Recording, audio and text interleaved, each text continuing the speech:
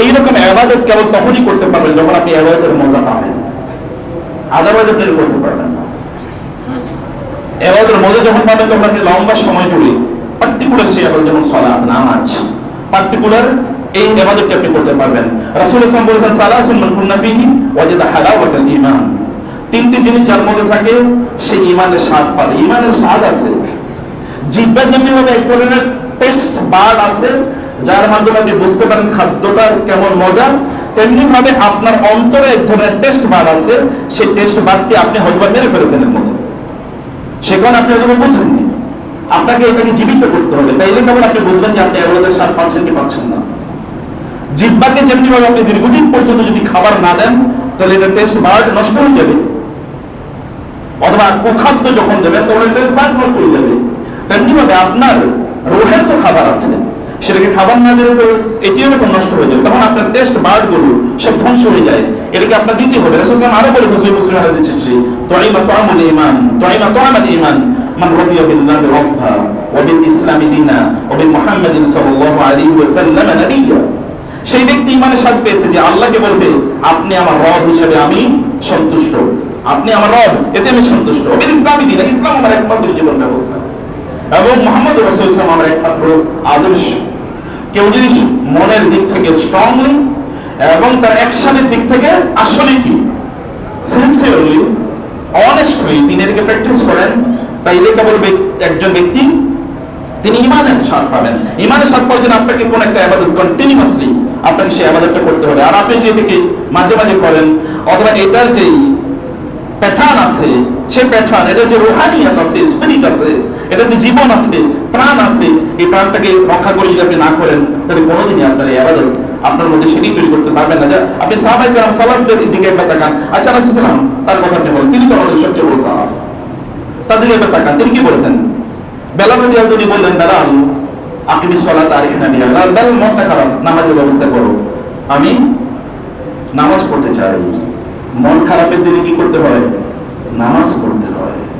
মন খারাপের দিনে সিনেমা দেখতে হয় না, মন খারাপের দিনে ঘুমের বই খেতে হয় না, মন খারাপের দিনে ঘর থেকে বের হয়ে আড্ডা দিতে হয় না। আপনার রাসূল শিখিয়ে দিয়েছেন মন খারাপের দিনে সালাত আদায় করতে হয়। আল্লাহ সুবহানাহু ওয়া তাআলা তার রাসূলকে ঠিক একই কথা বলেছেন। রাসূলুল্লাহ সাল্লাল্লাহু আলাইহি ওয়াসাল্লামকে আল্লাহ সুবহানাহু ওয়া তাআলা বলেছেন, ওয়ালাকাদ না'লামু আন্নাকা ইয়াযীকু সাদরুকা বিমা ইয়াকুলুন ফাসাব্বিহ বিহামদি রাব্বিকা ওয়া কুন মিনাস সাজিদিন ওয়া'বুদ রাব্বাকা হাত্তা ইয়াতিয়াকাল ইয়াকিন। আপনি একবার চিন্তা করে দেখেন তো, রাসূল সাল্লাল্লাহু আলাইহি ওয়াসাল্লামের বিপদ আর আপনার বিপদ। আচ্ছা, একজন মানুষের কথা চিন্তা করেন, একজন মানুষের কথা, তার সন্তানদের কথা চিন্তা করেন। তার 3 ছেলে ছিল, 3 ছেলে তার জন্মের পর পর মারা গেছে। 4 মেয়ে ছিল, 4 মেয়ের মধ্যে 3 জনের জন্মের 3 জনই তার মৃত্যুর আগে মারা গেছে, একজন কেবল তার মৃত্যুর পরে মারা গেছে। তার সন্তানদের মধ্যে 7 জন, এর মধ্যে 6 জনই তার জীবন দশা মারা গেছে, একজন পেয়েছিল তাও কয়েকদিন পরে মারা যাবে। আপনি একবার চিন্তা করে দেখেন তো, আপনার জীবন এরকম হলে কেমন হতো? আপনার জীবন এমন হলে কেমন হতো?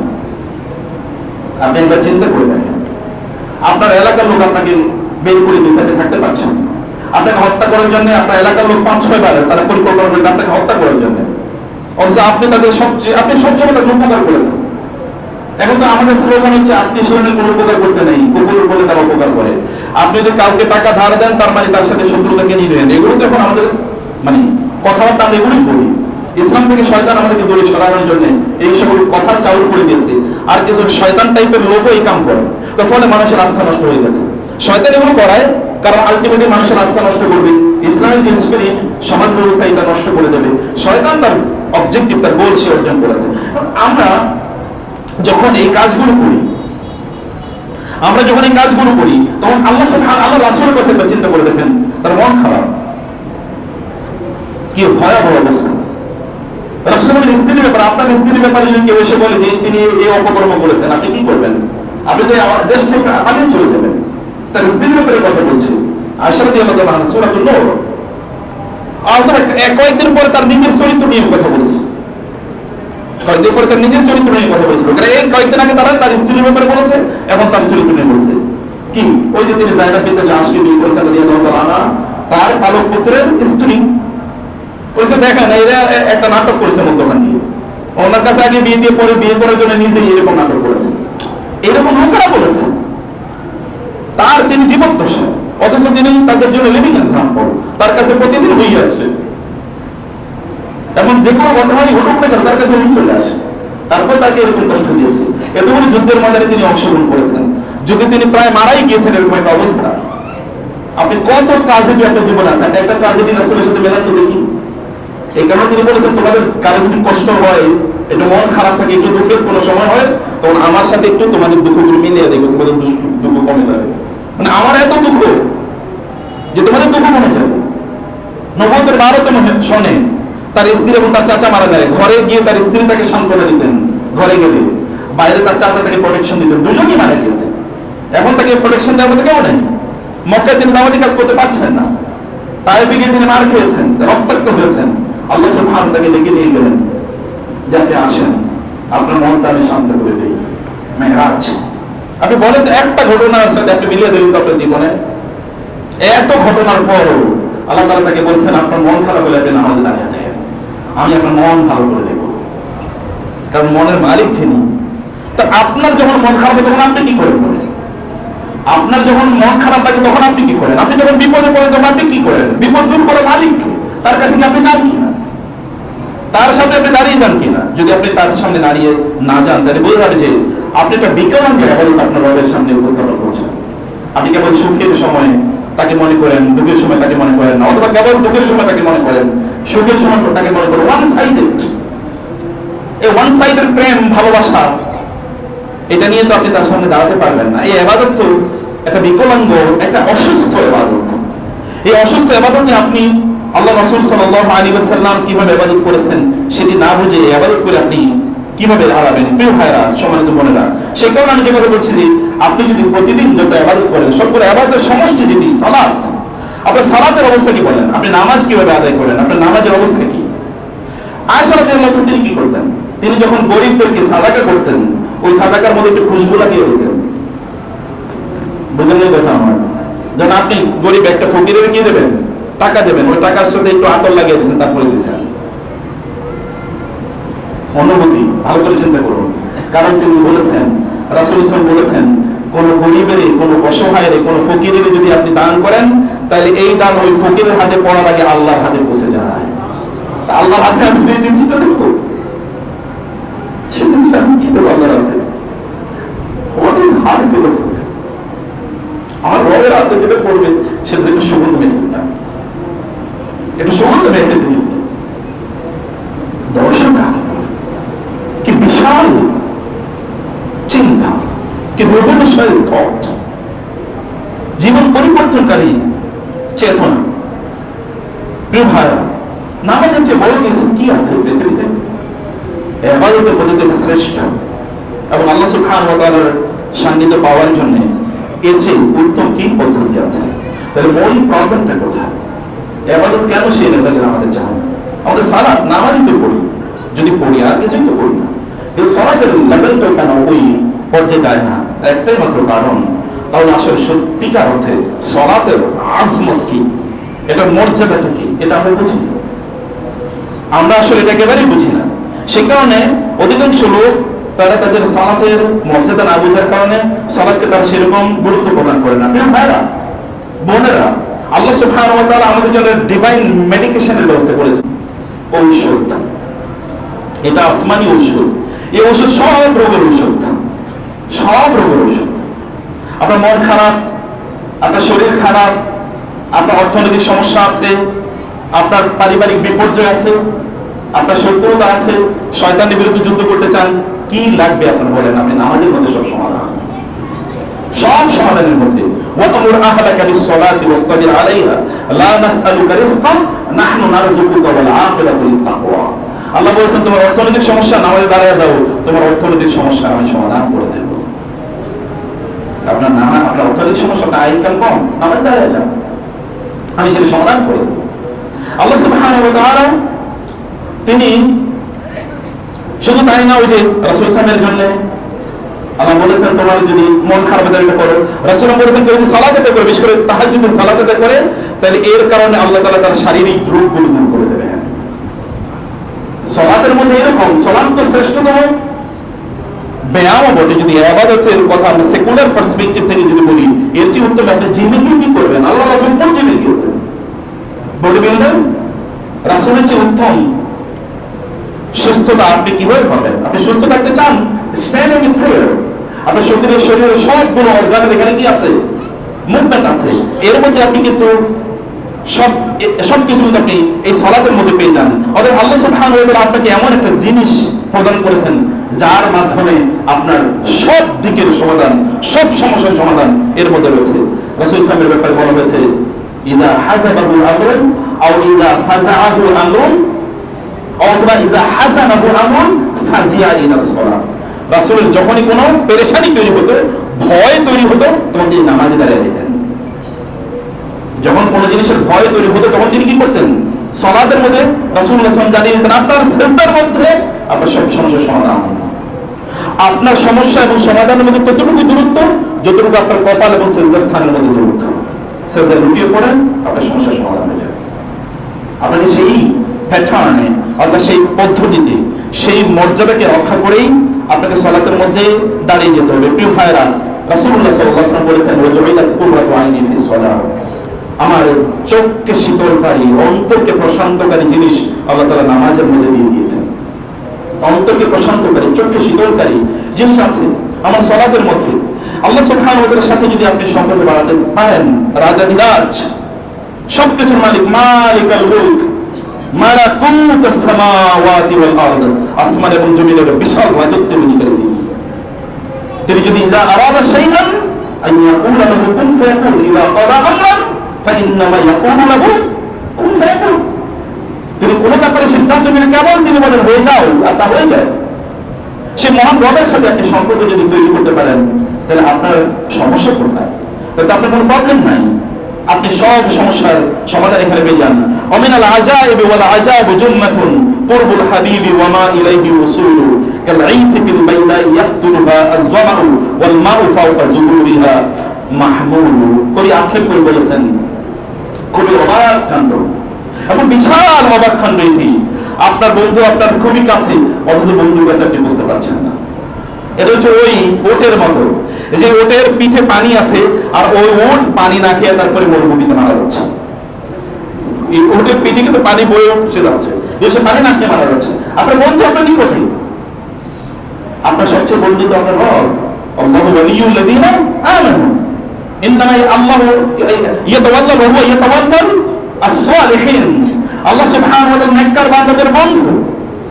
আল্লাহ বলেছেন আমি তাদের বন্ধু, আপনি দাবি করেন নাই, আল্লাহ বলছেন আপনি তার বন্ধুত্ব পেয়েছেন। তিনি আপনার বন্ধু, আপনাকে তিনি বন্ধু হিসেবে গ্রহণ করেছেন। তো বন্ধু কি চায় বন্ধু কোন বিপদ? আর আল্লাহ সুবহানাহু ওয়া তাআলার বন্ধুত্ব তো আর কোনো কি দেন আপনার বন্ধুত্ব না। তিনি তো গিভার, তিনি তো টেকার না, তার কোনো কিছুর প্রয়োজন নেই, তার কোনো কিছুর প্রয়োজন নেই। তিনি অনুপাতে সনাত, সে মহান আল্লাহ সুবহানাহু ওয়া তাআলা। তার কাছে যখন আপনি যখন নামাজে দাঁড়িয়ে যান, then everything is closed, the chapter is closed. নামাজে দাঁড়িয়ে যান, তাকে বলেন problem is over, then solution is already found. আপনি যদি আল্লাহ সুবহানাহু ওয়া তাআলার সামনে এভাবে যদি দাঁড়িয়ে যেতে পারেন, প্রিয় ভাইরা, এটা আল্লাহ সুবহানাহু ওয়া তাআলার সাথে শক্তিশালী বন্ধন। এর চেয়ে উত্তম কোনো বন্ধন হতে পারে না। এটা শ্রেষ্ঠতম বন্ধন, এর চেয়ে শ্রেষ্ঠ কোন বন্ধনই একেবারেই হতে পারে না। আর এই বন্ধনটাকে আপনি শক্তিশালী করতে পারেন কেবলমাত্র আপনি সালাতে যত পরিমাণ সময় বা সালাতকে যত পরিমাণ সুন্দর আপনি করতে পারবেন।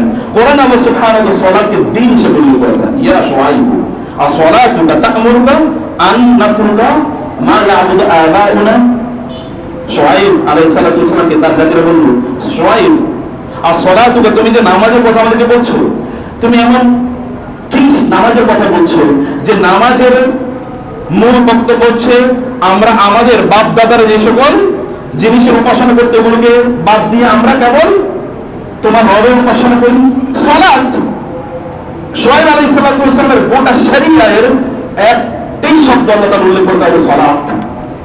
তার মানে গোটা শরীয়তটা পরিবর্তন করেছে, এটাকে এনকম্পাস করে রেখেছে সালাত।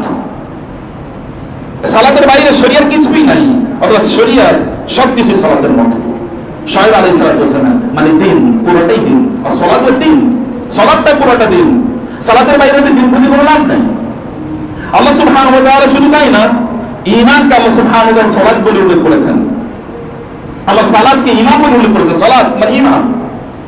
আল্লাহ সুবহানাহু ওয়া তাআলা বলেছেন, ওমা কানা আল্লাহু লিইউযিআ ঈমানাকুম, আল্লাহ তাআলা তোমাদের ঈমান নষ্ট করে দেবেন না। মানে কি?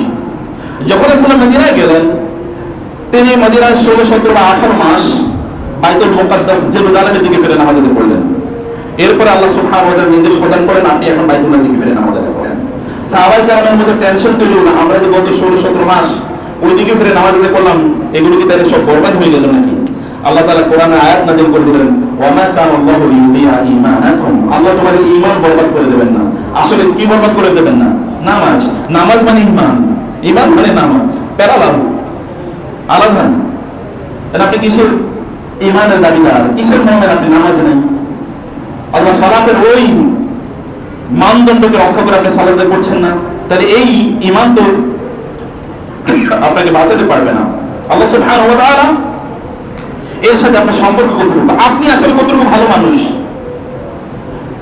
এবং আপনার সম্মান এবং মর্যাদা, আপনার দিনদারি কতটুকু, তা হচ্ছে আলা কাদরি সালাতিকা, আপনার নামাজ যতটুকু আপনার দিনদারি ততটুকু, আপনার নামাজ যতটুকু আপনার আল্লাহর সাথে সম্পর্ক ততটুকু, আপনার নামাজ যতটুকু কিয়ামতে আপনার মর্যাদা ততটুকু হবে। আপনার নামাজ যতটুকু, সালাত যতটুকু, সালাতের প্যাটার্ন যতটুকু, সালাতের স্টাইল যতটুকু, সালাতের রুহানিয়ত যতটুকু, ততটুকু আপনি চারিদিকে সেলিব্রেটেড হবেন, ততটুকু আপনাকে সব কেউ সম্মান করবে এবং অন্যান্য জিনিসগুলো আপনার জন্য দোয়া পর্যন্ত করবে আল্লাহ সুবহানাহু ওয়া তাআলা এর কাছে। আপনাদের শুনেন না সেই হাদিস, রাসূলুল্লাহ সাল্লাল্লাহু আলাইহি ওয়াসাল্লাম বলেছেন, যখন কোন একজন ইমানদার, কোন মুসল্লি যখন তিনি মসজিদে থাকে, যতক্ষণ তিনি মসজিদে থাকেন ততক্ষণ ফেরেশতারা তার জন্য দোয়া করতেই থাকে, দোয়া করতেই থাকে। ফেরেশতারা, কত ফেরেশতা আমি জানি, এটা আল্লাহকে বলেন। তাদের একটা অ্যাসাইনমেন্ট হলো, ফেরেশতাদের একটা জব হলো, একটা জব ডেসক্রিপশন, তাদের কি কি কাজ আছে আল্লাহ তাআলা কোরআনে বলে দিয়েছেন। তার মধ্যে একটা, one of the fundamental jobs of the angels, that is to pray for those who will stay in the place of their prayers after the completion of their prayers. নামাজ শেষ অথবা নামাজের আপনি অপেক্ষা করছেন, ওয়েটিং ফর সালাহ, আপনি ওই জায়গায় বসে আছেন, ফেরেশতারা আপনার জন্য দোয়া করতে থাকে, আল্লাহ এর গুনাহ মাফ করে দাও, এর উপর রহম করো, একে স্পেশাল মার্সি প্রদান করো, কেন দোয়া করতেই থাকে, করতেই থাকে। এরকম একটা এলিট ক্লাসের মানুষে আপনি পরিণত হয়ে যান যে আপনার জন্য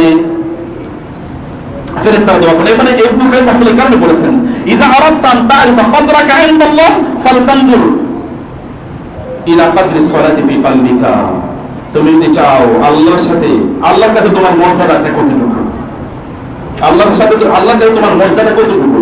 কোন কোন জিনিস তো আল্লাহ সুবহানাহু ওয়া তাআলার কাছে এরকম, মানে আল্লাহ সুবহানাহু ওয়া তাআলার কাছে এরকম যে এগুলো মশার দানার পরিমাণ মর্যাদা আল্লাহ সুবহানাহু ওয়া তাআলার কাছে নাই। এমন আছে যে অনেক শক্তিশালী লোক, কিন্তু লা ইয়াজিনু ইনদাল্লাহি জানাহা বাউদাতিন, কিয়ামতের দিন এই সকল লোকেরা, তারা বিশাল বহু হাজার কোটি টাকার মালিক, ইউজ ক্ষমতার অধিকারী ডোনাল্ড ট্রাম্প, দ্য ফেরাউন দ্য সেকেন্ড, এরকম, অথবা কারুন দ্য সেকেন্ড, তাই না,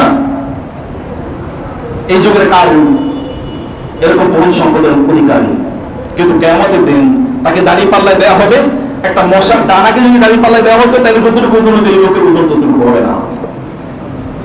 আবার আব্দুল্লাহ ইবনে মাসউদ রাদিয়াল্লাহু তাআলা আনহু পায়ের গোড়ালি গুলো ছিল খুবই চিকন, তিনি একবার গাছে একটু উঠেছিলেন, বাতাসে তো তার পায়ের গোড়ালি থেকে একটু কাপড়টা সরিয়ে ফেলেছে, দেখুন এরকম ছোট ছোট পা। সাহাবায়ে কেরামরা হেসে দিলেন। রাসূল সাল্লাল্লাহু আলাইহি ওয়াসাল্লাম বললেন, তোমরা কি দেখে হাসছো? এই দুটো পা দেখে? আল্লাহর কসম, দাড়ি পাল্লা যদি দুটো পা দিয়ে দেওয়া হয়, তাইলে এই গোটা পৃথিবীর সব যদি দাড়ি পাল্লায় দিয়ে দেওয়া হয়, তাইলে ওই পা গুলির ওজন এই গোটা পৃথিবীর সবকিছু ওজন চেয়ে বেশি হবে। কি মর্যাদা পায়, অথচ করলে কিছুই আল্লাহ সুবহানাহু ওয়া তাআলার মর্যাদা পাওয়া গেল। এটি দুনিয়ার কোনো মানদণ্ড না, এটা একটা ভিন্ন মানদণ্ড আছে, এটা মানুষের বানানো কোনো মানদণ্ড না, এটা আল্লাহ সুবহানাহু ওয়া তাআলার নিজস্ব মানদণ্ড আছে। সম্মানিত ভাইরা, আপনারা অনেকেই বলতে পারেন আমি প্রচুর কোরআন নিয়ে ব্যস্ত, কোরআন গবেষণা, কোরআন তেলাওয়াত, দাওয়াতি কাজ, অনেকে তো প্রচন্ড দায়ী, এমন দায়ী যে দাওয়াতের ঠেলায় নামাজই পড়তে পারে না। মুসলমানরা বিশেষ করে যেমন ওয়াজের মৌসুমে ওয়াইজদের অনেকেই তারা নামাজ পড়তে পারে না। নামাজ পড়বে দূর থেকে, এই মাহফিলের পর ওইটা, ওইটার পর ওইটা, ওইটার পর ওইটা, নামাজ পড়ে নামাজ পড়ার সময় নাই। এবং অনেক গবেষক আছে, গবেষণার ধাক্কায় আবার অনেক ছাত্র আছে এখন আগামীকাল পরীক্ষা, এই কারণে নামাজগুলো সব বাদ দিয়ে দিচ্ছে। মা তারা বলে তোমার তো আগামীকাল পরীক্ষা, আজকে রোজাটা নাই করা, যেহেতু আগামীকাল পরীক্ষা। আরে নামাজ তো আমার পড়া লাগবে না, আগামীকাল পরীক্ষা ভালো করে পড়া। এটা তো আছেই, আমি পজিটিভ বলছি।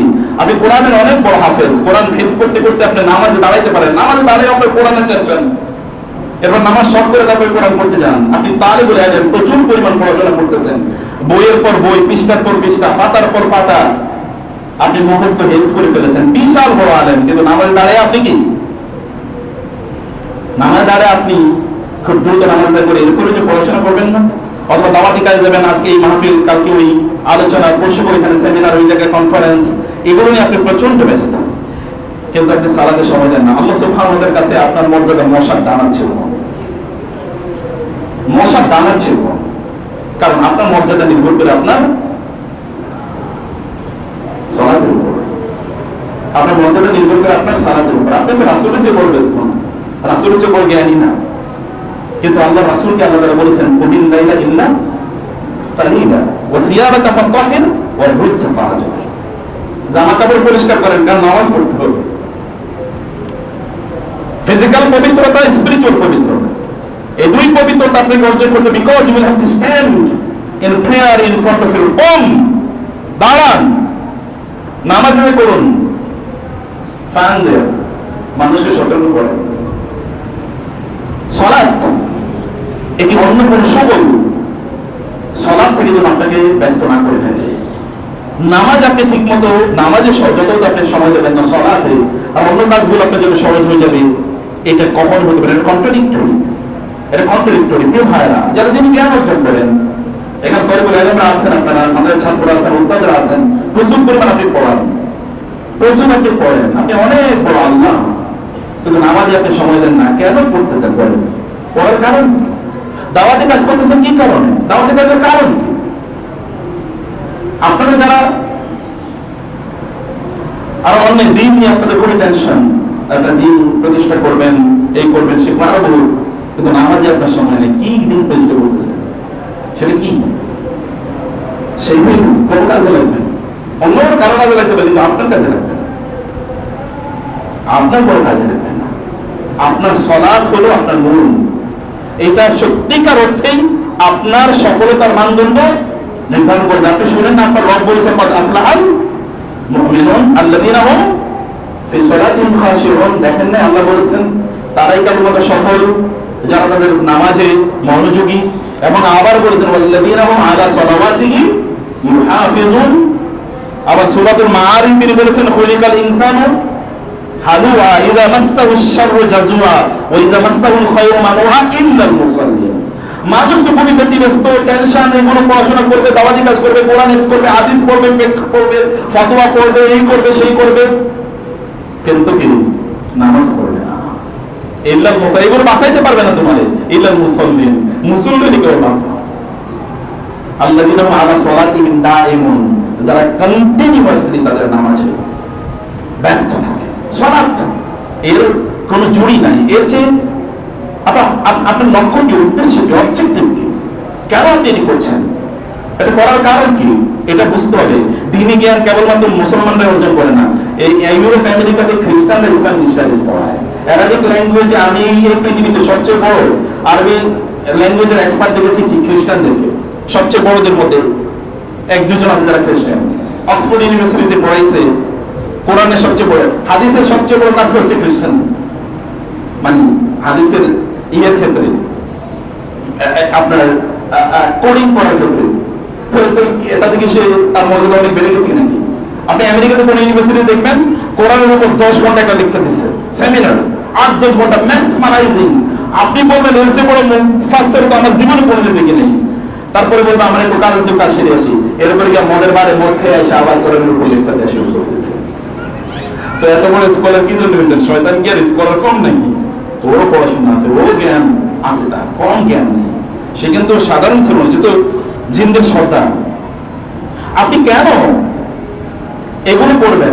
আপনি দিনই জ্ঞান, দিনের পেছনে আপনার সময়, তো এই সময় যে it is at the cost of your relation with your creator, আপনার স্রষ্টার সাথে সম্পর্কের বিনিময় যদি এগুলো হয়, তাহলে এগুলো আপনি ছুঁড়ে ফেলে দেন, তাহলে এগুলো ছুঁড়ে ফেলে দিতে হবে আপনাকে।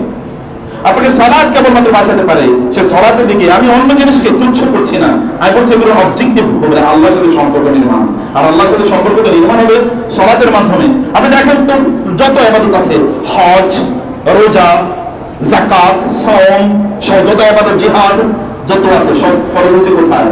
দুনিয়াতে। কিন্তু সালাত আল্লাহ দুনিয়াতে ফরজ করেন নাই।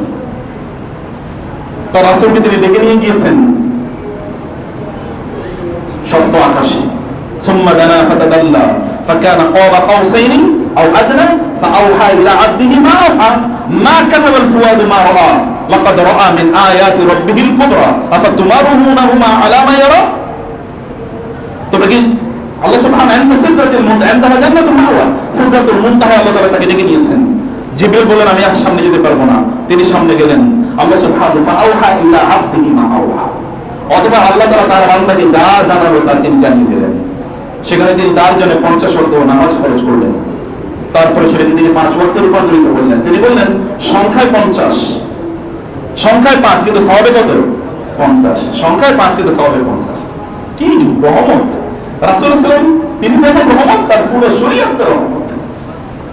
উম্মতি হাযিহি উম্মাতুন মারহুমা লাইসা লাহুম আযাবুন ফিল আখিরাহ।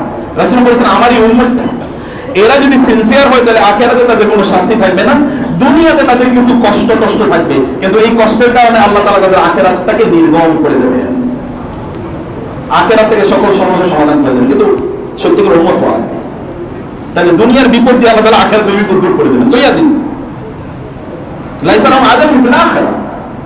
দুনিয়াতে তাদের বিভিন্ন প্রবলেম আছে, কিন্তু আখিরাতে তাদের কোনো প্রবলেম থাকবে না। সম্মানিত ভাইরা, আল্লাহ সুবহানাহু ওয়া তাআলা তার রাসূলকে সপ্তম আকাশে ডেকে নিলেন, সিদরাতুল মুনতাহা পার করে তারপরে সালাতের কথা বললেন। তার মানে আরশ আজিমে যিনি আছেন সে মহান আল্লাহ সুবহানাহু ওয়া তাআলার সাথে যদি কানেক্টিভিটি তৈরি করতে হয়, তাহলে there is no other way except salah. This is the most fundamental one. All others are supplementary, auxiliary, second to. এগুলো কেবল ওগুলো সাপোর্টিং, করে সালাতের সাপোর্টিং। সালাত নাই, মান লা সালাতা লাহু লা দীনা লাহু, নামাজ নাই তার ঈমানই নাই, তার দ্বীনই নাই। মান তারাকা সালাতা মুতাআম্মিদান ফাকাদ কাফারা। আপনারা হাদিস কত শতবার শুনেছেন, যে ব্যক্তি সালাত পরিত্যাগ করেছে ইচ্ছাকৃতভাবে, সে ব্যক্তি তার কি নাই? তার দ্বীন নাই। রাসূলুল্লাহ সাল্লাল্লাহু আলাইহি ওয়াসাল্লাম তিনি কেবলমাত্র যারা জামাতে নামাজ আদায় করে না তাদেরকে তিনি মুনাফিক বলেছেন, এবং মালুমুন নিফাক, সাচ্চা মুনাফিক, জামাতে সালাত আদায় করে না, সাচ্চা মুনাফিক। এরকম আমি হজে গিয়ে দেখেছি বহুত লোক তারা জামাতে নামাজ আদায় করে না। তো কেন? বলে এরা হচ্ছে সব কি, এরা হলো সব ভিন্ন মাযহাবের, এরা মাযহাব মানে না মাযহাবী, এদের পিছনে নামাজ পড়ে নামাজ হবে না, এই কারণে পড়ে নামাজ পড়ে। ওই যে কাবা শরীফের ইমাম, বাইতুল্লাহ, মসজিদে নববীর ইমাম, এরা যেহেতু লাজ মাযহাবী, এরা এই করে জোরে আমিন বলে, এই করে সেই করে। আমি I have seen these people in my own eyes. এগুলো তাদের আকীদা। এবং তারা বলে ওখানে হজ করছে কিন্তু ইমানটা বাঁচিয়ে নিয়েছে, ইমানটা বাঁচিয়ে নিয়েছে, কারণ এখানে এভাবে নামাজ পড়লে ইমান চলে যেত। প্রিয় ভাইরা, কবি আহমদ শাওকি, রাসূল সাল্লাল্লাহু আল্লাহ সুবহানাহু ওয়া তাআলা যখন তাকে নিয়ে গেলেন জেরুজালেম মসজিদে আকসায়, সকল নবীরা সেখানে উপস্থিত হয়েছে। রাসূল সাল্লাল্লাহু কি করেছেন? তাদেরকে নিয়ে নামাজ আদায় করেছেন, তিনি তাদেরকে নেতৃত্ব দিয়েছেন। সালাতের নেতৃত্ব মানে কি? গোটা মানব জাতির নেতৃত্ব। সালাতের নেতৃত্ব মানে কি? গোটা মানব জাতির নেতৃত্ব। আপনি যদি সালাতের নেতৃত্ব দিতে পারেন সত্যিকার অর্থে আপনার নিজের, আপনার পরিবারে, আপনার পরিবেশে, আপনার প্রতিবেশে, আপনার সমাজে, তাহলে বলবেন আপনি মানব জাতির নেতৃত্ব দেওয়ার যোগ্যতা অর্জন করেছেন। আচ্ছা, আবু বকর রাদিয়াল্লাহু তাআলা রাসূল সাল্লাল্লাহু আলাইহি ওয়াসাল্লাম নেতা বানাইছেন, তারপরে কিসের উপর ভিত্তি করে, কিসের দিকে তাকাইছিলেন? কিসের দিকে? রাসূল সাল্লাল্লাহু আলাইহি ওয়াসাল্লাম দরজা মানে তার জানালার পর্দা একটু উন্মুক্ত করলেন, যখন আবু বকর নামাজ পড়ছেন, রাসূল তখন তিনি হেসে দিয়েছেন, কারণ তিনি বুঝেছেন আবু বকর যদি নামাজ পড়াতে পেরেছে, সমাজ তিনি পরিচালনা করতে পারবেন। আবু বকরের নেতৃত্বে কিন্তু লোকেরা একত্রিত হয়েছে নামাজে, এরা সমাজে একত্রিত হবে। এটাই প্রকৃত ইমাম। ওয়াজআলনা লিল মুত্তাকিনা ইমাম। কাদের ইমাম? মুত্তাকিদের। এখন তো আমরা জুয়াখোর, মদখোরদের ইমাম হতে চাই, বুঝেন নাই কথা? এখন কাদের ইমাম হতে চাই? সাদাবাজ, মদখোর, জুয়াখোর। গণতন্ত্র মানেই তো না, জুয়াখোর, মদখোরদের আপনি ইমাম হবেন, কিন্তু মুত্তাকিদের ইমাম হতে পারবেন না। অবশ্য আমরা দোয়া করছি ওয়াজআলনা লিল মুত্তাকিনা ইমামের জন্য সালফে সালিহিন তারা বলতেন যে আমি ভালো মানুষ কিনা এটা বোঝার জন্য আমার আশপাশে কারা আমার সাথে আছে আমি এটা দেখতে পারতাম। যদি আমার আশপাশে যারা আছে ভালো মানুষ বলতো, তাহলে আমি বুঝতাম যে আল্লাহ আমি তো মুত্তাকি।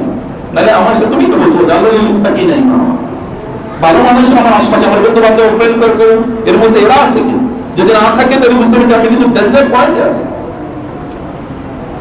সম্মানিত ভাইরা, আসরা বিকা আল্লাহু লাইলান ইযা মালাইকাহু ওয়ার রাসূল ফিল মাসজিদিল আকসা আলা কদমি লাম্মা খাতারত বিহি ইলতাফু বিসাইয়্যিদিহিম কাশশুমি বিল বদরি আও কাল জুন্দ বিল আলামি। যখন আপনি মেরাজে গিয়েছেন তখন বাইতুল মুকাদ্দাসে, আহমদ শাওকী বলেছেন, বাইতুল মুকাদ্দাসে সকল নবীরা একত্রিত হয়েছে। ঠিক যেমনি ভাবে পতাকাকে কেন্দ্র করে সকল সৈনিকরা একত্রিত হয়। পতাকা মানে হচ্ছে পতাকা কার হাতে থাকে? সেনাপতির হাতে।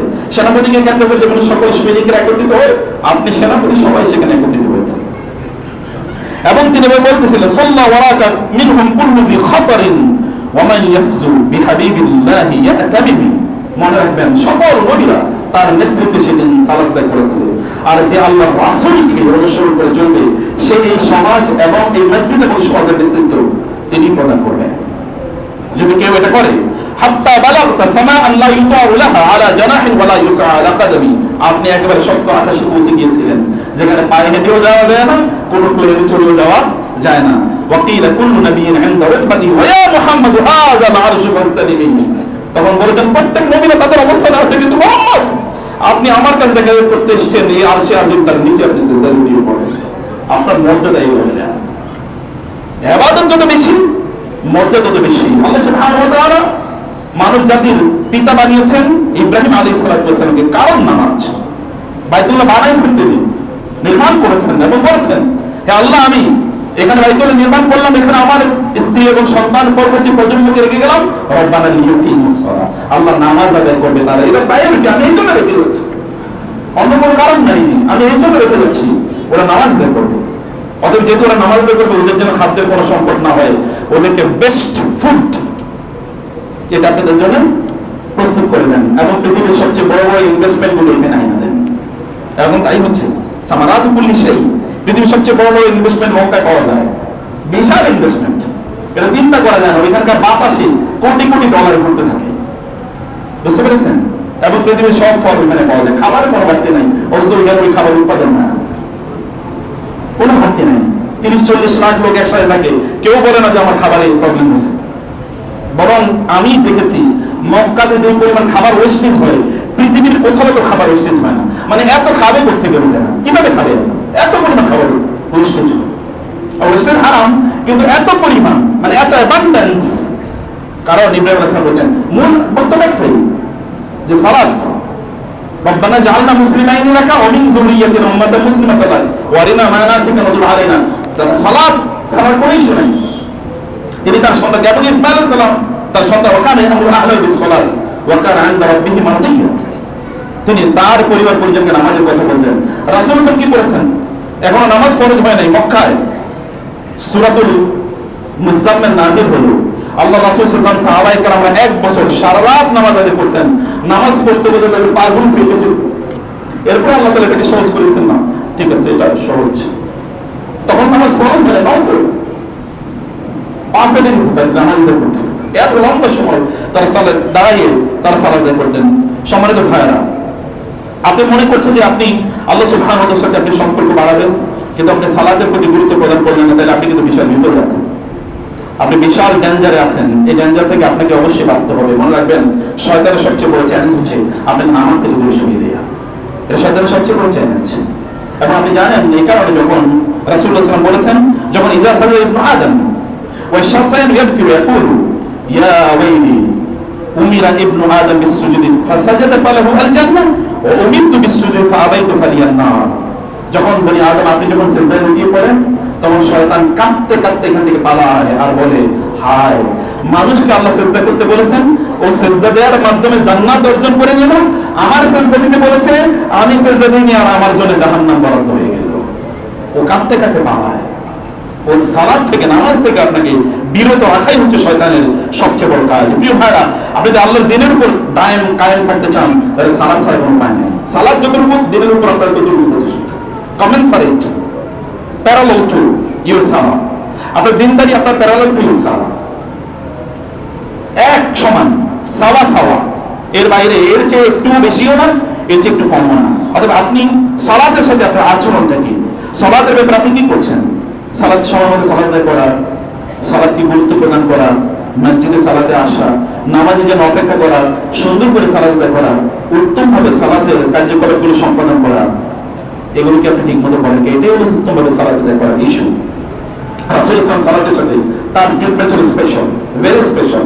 অন্য কিছুর প্রতি রাসূলুল্লাহ সাল্লাল্লাহু আলাইহি ওয়াসাল্লামের যতটা ভ্রুক্ষেপ ছিল, সালাতের প্রতি রাসূলুল্লাহ সাল্লাল্লাহু আলাইহি ওয়াসাল্লাম তার আগ্রহ এবং ভ্রুক্ষেপ তার চেয়ে অনেক অনেক বেশি ছিল। এমনকি হয়নি তার, যখন তিনি অলরেডি একটু, মানুষ যখন বয়স বাড়ে তখন তার শরীরটা একটু ভারী হয়, অলরেডি তার বয়স ভারী হয়ে গেছে, তার শরীরটা ভারী হয়ে গেছে, বয়স বেড়েছে, শরীরটা ভারী হয়ে গেছে, নামাজ দাঁড়িয়ে থাকতেন, আগের চেয়ে তো কমে নেই নামাজ।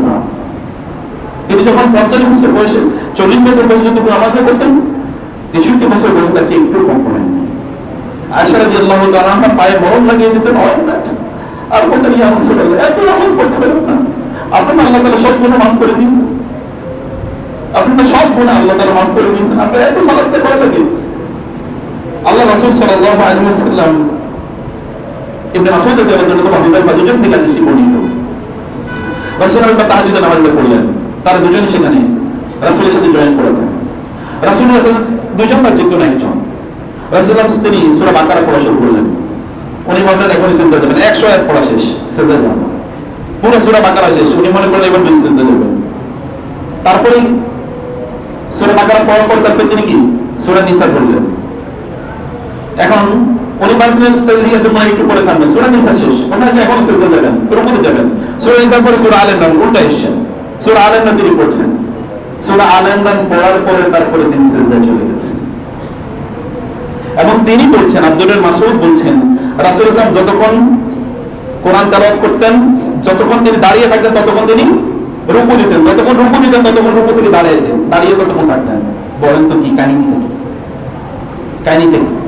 ইবনে মুলাইকা বলছেন, যখন আব্দুল্লাহ ইবনে জুবাইর, ওই যে হাজ্জাজের সাথে সময় ঘটনা, আব্দুল্লাহ ইবনে জুবাইর রাদিয়াল্লাহু তাআলা আনহু একবার আমি গেলাম তার সাথে সাক্ষাৎ করতে, তখন তিনি হিজাজের, মক্কা মদিনা তায়েফ এই অঞ্চলে তিনি কি গভর্নর, মানে এখানকার তিনি খলিফা।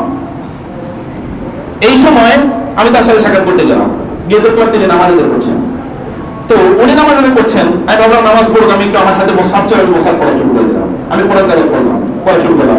আমি সূরা বাকারা পড়লাম, উনি এখন রুকুতে যান নাই। সূরা আলে ইমরান পড়লাম, এখন রুকুতে যায় নাই। সূরা নিসা পড়লাম, রুকুতে যায় নাই। সূরা মায়েদা পড়লাম, তারপরে তিনি রুকুতে গিয়েছেন। রুকুতে যাওয়ার পর এরপরে তিনি রুকু থেকে উঠলেন, উঠার পরে আমি দেখলাম কতক্ষণ রুকুতে থাকে, আবার আমি পড়া শুরু করলাম। আমি সূরা মায়েদা শেষ করা পর্যন্ত উনি রুকু থেকে দাঁড়িয়ে আছেন। রুকুতে দাঁড়িয়ে পড়েন কি, সামি আল্লাহু লিমান হামিদা রাব্বানা লাকাল হামদ হামদান কাসীরান তাইয়্যিবান মুবারাকান ফি মিলআস সামাওয়াতি ওয়াল আরদি ওয়া মিলআ মা শি'তা মিন বা'দ আহলা সানাই ওয়াল মাদ হাক্কু মা ক্বালা আল আবদু কুল্লুনা লাকা আবদুন আল্লাহুম্মা লা মানি'a লিমা আতাইতা ওয়া লা মু'তিয়া লিমা মানা'তা ওয়া লা ইয়ানফা'ু যাল জাদ্দি মিনকাল জাদ। আর কি 4 ঘন্টা এখানে পড়েছেন। রাসূল সাল্লাল্লাহু আলাইহি ব্যাপারে আব্দুল্লাহ ইবনে মাসউদ বললেন, রাসূল সাল্লাল্লাহু আলাইহি যতটুকু সিজদা দিতেন ততটুকু তিনি কি রুকু দিতেন, যতটুকু রুকু দিতেন ততটুকু রুকু থেকে দাঁড়িয়ে থাকতেন সিজদা যাওয়ার আগে। যতটুকু তিনি সিজদা দিতেন ততটুকু তিনি দুই সিজদার মধ্যখানে বসতেন। রুকু সিজদা, রুকু মধ্যে দাঁড়ানো, সিজদার মধ্যখানে বসা এবং তার কিয়ামুল লাইল অর্থাৎ তার দাঁড়িয়ে কোরআন তেলাওয়াত করা সবগুলো ছিল সাওয়া, এক সমান। কি এটা কেমন সালাত, এটা কেমন নামাজ? আমাদের নামাজে তো রুকু আর সিজদার মধ্যে পার্থক্য করে দেয় অনেক সময়, আর সামটাইমস দুই সিজদার মধ্যখানে পার্থক্য তৈরি করে যায়। আর অনেকে তো ট্যাপ করে নিয়ে নামাজ দাঁড়ায়, আল্লাহ মধ্যখানে কি পড়ছে কিছুই জানে না, এবং কোন সূরা পড়ছে তাও জানে না। Because this people don't choose their সূরাস, তারা সূরা চয়েস করে না, মুখে আসে ট্যাপ রেকর্ডের মধ্যে বানাইছে করে কোন এক সময় একটা ট্যাপ রেকর্ডিং করে রাখছে, এটাই চলতে থাকে। রাসূল সাল্লাল্লাহু আলাইহি ওয়াসাল্লাম তিনি চয়েস করেছেন তিনি কোন সূরা পড়বেন।